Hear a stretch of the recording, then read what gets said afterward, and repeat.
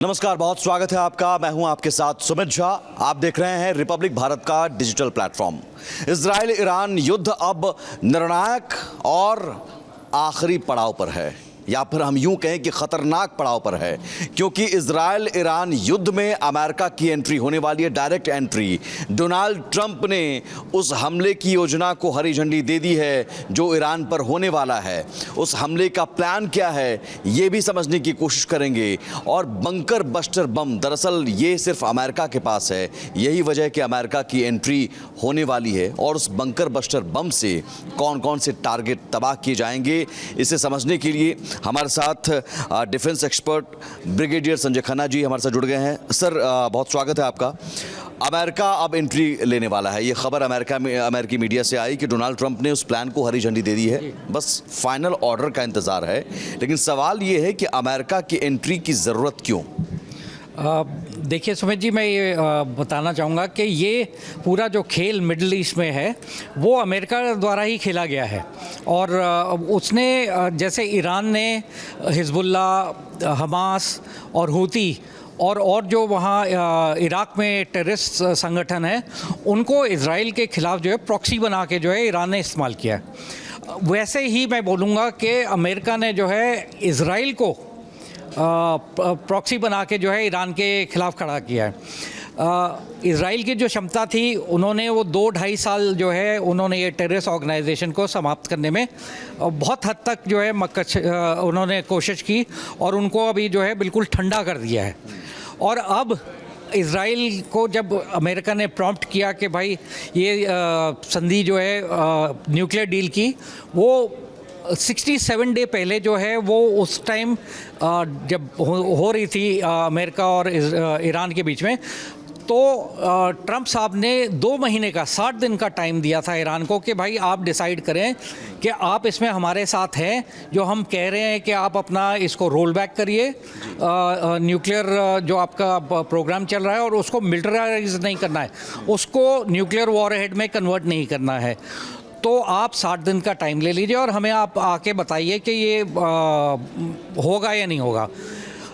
Iran ने उसका कोई जवाब नहीं दिया और 61वें दिन जो है 61st डे अमेरिका ने इजराइल को बोला कि अब आप जो है ईरान में घुस के तबाही मचाओ। अगर आप शुरू की लड़ाई देखें तो वो जब ईरान ने ये इजराइल ने अपनी जंग छेड़ी थी, उसने सिर्फ जो मिलिट्री टारगेट्स हैं इजराइल में, उसमें चाहे उनके सेना के जनरल हों, चाहे उनके साइंटिस्ट हों जो कि न्यूक्लियर साइट पे काम कर रहे थे, या और जो भी लोग मिलिट्री से एसोसिएटेड थे, उनको उन्होंने जो है प्रिसिशन टारगेट ड्रोन स्ट्राइक करके जो है मारा है।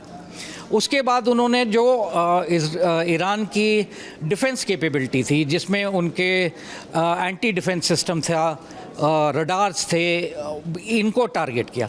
फिर उन्होंने जो है न्यूक्लियर साइट जो है उनको टारगेट किया, नतांज को जो है शुरू में किया। और अब अभी उसकी कुछ पुष्टि नहीं हुई है, बट खबरें जो सुनने में आ रही हैं वो ये है कि भाई वहाँ पे भी रेडिएशन लीक हुआ है। हालांकि कई सारी खबरें हैं उसमें कि रेडिएशन लीक नहीं हुआ, अभी भी वो प्लांट जो है यूरेनियम संवर्धन करने की क्षमता है उसमें। तो क्या यही वजह है, मैं इसी पर आ रहा हूँ, इसी से आगे, कि ये जो नतांज है, फोर्दो है, ये माना जा रहा है कि 200 फीट गहराई में कंक्रीट के बंकर में ये है इसका हिस्सा। तो अब उस बंकर को तबाह करने में इजराइल नाकाम हो रहा है।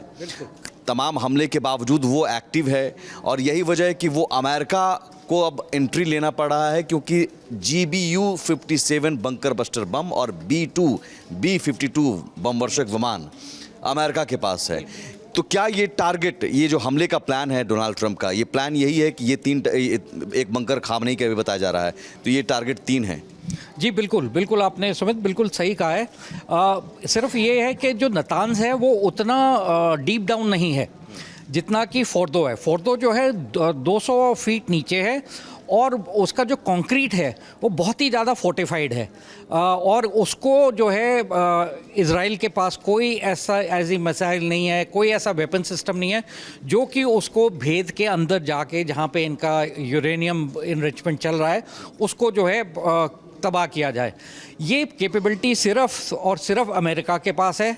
जैसे आपने बिल्कुल सही कहा, बंकर बस्टिंग बॉम्ब जो है वो B-2 बॉम्बर के उससे ही इस्तेमाल किया जाता है, और उसके अंदर कैपेबिलिटी है कि वो काफ़ी नीचे तक चला जाता है, पर वो भी 200 फीट जो है नीचे नहीं जा पाता है। तो जो मेरे को अमेरिका की रणनीति अगर वो शुरू करता है तो उसमें वो पहले जो है स्ट्राइक्स करेगा या बंकर बस्टिंग बॉम्ब्स को इस्तेमाल ही करेगा जहाँ पे उसको लगता है, सैटेलाइट इमेजरी मिलती है कि अब जो है हम 100 फीट नीचे चले गए हैं। उसी आजकल कैपेबिलिटी बहुत ज़बरदस्त हो गई है कि प्रिसिशन स्ट्राइक, मतलब मीटर्स के हिसाब से जो है स्ट्राइक्स होती हैं। तो उसके अंदर जो है अब एक वो चला गया है, उसने 100 फीट तक जो है उसने अंदर जाके जो है वहाँ पे ब्लास्ट किया। उसके बाद उसी एरिया में फिर अलग से बंकर बस्टिंग बॉम्ब जो है उसको वहाँ डाला जाएगा, जिससे और नीचे, और ये अब देखना पड़ेगा कि वहाँ पे कंक्रीट की स्ट्रेंथ कितनी है।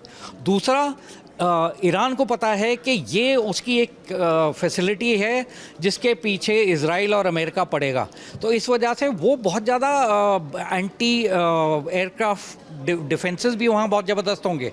तो इतना आसान नहीं है जो हम बोल रहे हैं कि हो जाएगा, क्योंकि ईरान को पता है कि ये अब टारगेट पे।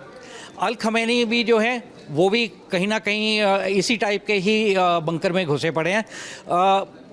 एक जो बार बार ट्रंप साहब ये बोलते हैं कि हमें पता है अल खमैनी कहाँ पे है और जब हम चाहें जो है उसको निकाला जा सकता है। ये मेरी जो समझ है, जो मेरा एक्सपीरियंस है, ये एक मोटिवेटेड स्टेटमेंट है, और वैसे ही ये motivated statement Israeli prime minister Netanyahu ने भी दी थी कि हमें पता है कि वो कहाँ पे है। साइकोलॉजिकल तौर पर बिल्कुल, ये साइकोलॉजिकल वॉरफेयर है। अब असल में हो सकता है उनको पता ही ना हो कि वो कहाँ पे है, पर जब ये दो राष्ट्र के प्रमुख ये चीज़ बोलते हैं कि हमें पता है वो कहाँ है, तो हो सकता है अल खमैनी जहाँ पे भी हैं वहाँ से निकल के किसी और जगह जो है वो जाने की कोशिश करें। होंगे तो बंकर में ही। जी हाँ, होंगे बंकर में, पर उनको निकलना पड़ेगा, और जब निकलेंगे तो मोसाद को सक्रिय वहाँ पे किया गया है। मैंने किसी और टीवी चैनल पे भी ये बताया था कि IRGC जो ईरानियन रेवोल्यूशनरी गार्ड है, कोर, उसको जो उसके अंदर भी जो लोग हैं वो कॉम्प्रोमाइज़ हैं और वो भी इजराइल के लिए काम कर रहे हैं। नहीं तो आप ये देखिए इतनी जगह प्रिसिशन स्ट्राइक्स हुई हैं, वो कैसे हो सकती हैं। तो ये सब मिले हुए हैं, और कुछ ईरानियन जो हैं सिविलियन पॉपुलेशन के भी लोग जो हैं मिले हुए हैं, तो उन सबको भी सक्रिय करके रखा हुआ होगा, और वो ये जानना चाहते हैं कि अल खमैनी कहाँ से निकल के कहाँ जा रहा है, जिससे कि वो फिर पिन पॉइंट स्ट्राइक कर पाए। अमेरिकी हमले का जो प्लान आप बता रहे हैं कि ये नतांज, फोर्दो और अल खमैनी का जो बंकर है इसे, और उसे स्टेप बाय स्टेप पहले 100 फीट वो जो बंकर बस्टर बम है वो मारा जाएगा, फिर उसके अगले 100 फीट, और अगर 300 फीट तक है तो तीसरी बार, तो ये फाइनल अटैक। डूम्सडे प्लेन भी वाशिंगटन पहुंचा है जो फ्लाइंग बंकर के तौर पर कहा जाता है। तो अपने आप में समझिए कि ये अमेरिकी तैयारी पूरी है, और ये आखिरी प्रहार, जैसा कि सर ने कहा कि अमेरिका की एंट्री एक तरह से फाइनल अटैक का होगा, वो इंतज़ार है, और डोनाल्ड ट्रंप के फाइनल ऑर्डर का इंतज़ार है। लेकिन इतना तय है कि तबाही के निशान और सिर्फ तबाही के निशान ही नज़र आएंगे। और भी ऐसी खबरों और वीडियो के लिए आप बने रहिए रिपब्लिक भारत के डिजिटल प्लेटफॉर्म के साथ। नमस्कार।